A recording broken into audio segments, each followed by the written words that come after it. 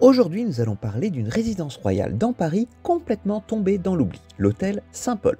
Il a été construit au XIVe siècle sous le règne de Charles V. Le roi souhaitait quitter le palais de la Cité, jugé inconfortable et trop exposé aux émeutes parisiennes dont il avait été un témoin direct avec la révolte d'Étienne Marcel. Charles V fit aménager et agrandir un ensemble de demeures et de jardins existants pour en faire une véritable résidence royale, non loin des nouveaux remparts et de la nouvelle forteresse qu'il faisait construire, la Bastille. L'hôtel était situé entre ces nouveaux remparts et les anciens remparts datant de Philippe Auguste, dont on peut admirer des vestiges juste à côté, dans la rue des Jardins Saint-Paul.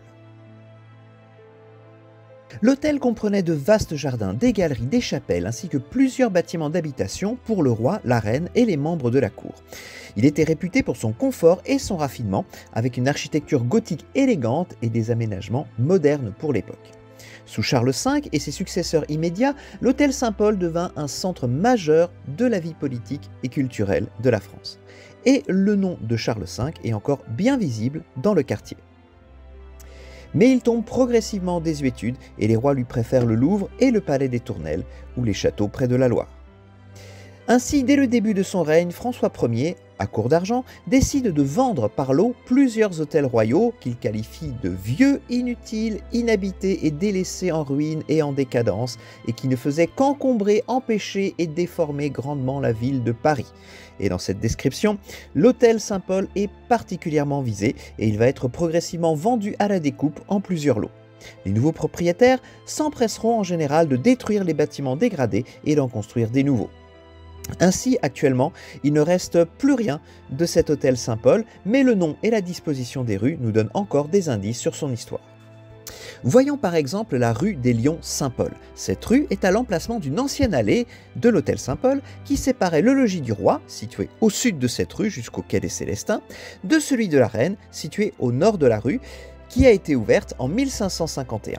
Son nom a été donné en souvenir soit des lions peints en 1364 sur la porte principale de l'hôtel, soit de la ménagerie de Charles V et de Charles VI qu'ils avaient au sein de l'hôtel Saint-Paul. L'adjudication sous forme de lotissement de l'hôtel de la Reine s'accompagna du percement de la rue Beautreillis que nous pouvons voir toujours aujourd'hui.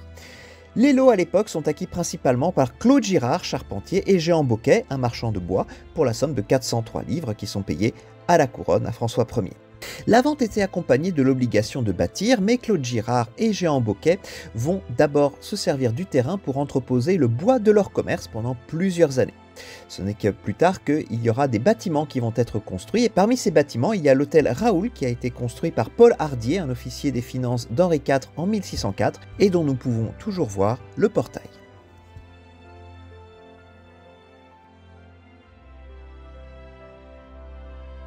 L'église royale à proximité du palais était l'église Saint-Paul-des-Champs, que l'on voit ici sur une carte de 1550. Elle a été démolie en 1796, mais on peut toujours en voir quelques vestiges à l'angle des rues Saint-Paul et Neuve-Saint-Pierre.